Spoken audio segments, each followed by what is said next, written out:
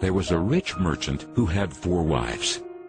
He loved the 4th wife the most, and adorned her with rich robes and treated her to delicacies. He took great care of her and gave her nothing but the best. He also loved the 3rd wife very much. He's very proud of her and always wanted to show off her to his friends. However, the merchant is always in great fear that she might run away with some other men. He too loved his 2nd wife. She is a very considerate person, always patient, and in fact is the merchant's confidant.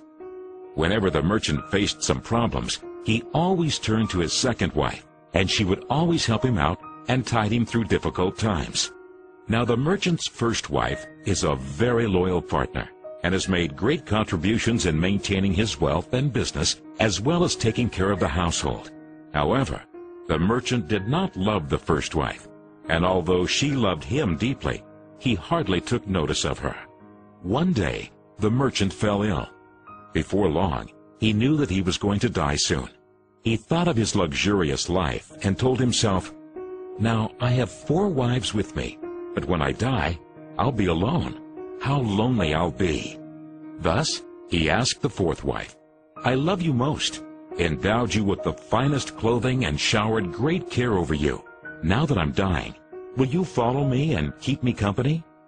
"No way," replied the 4th wife, and she walked away without another word.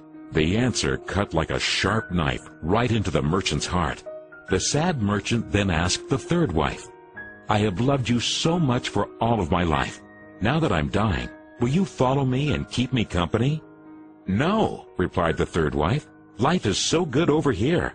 I'm going to remarry when you die." The merchant's heart sank and turned cold.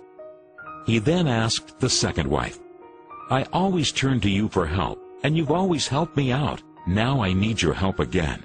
When I die, will you follow me and keep me company?"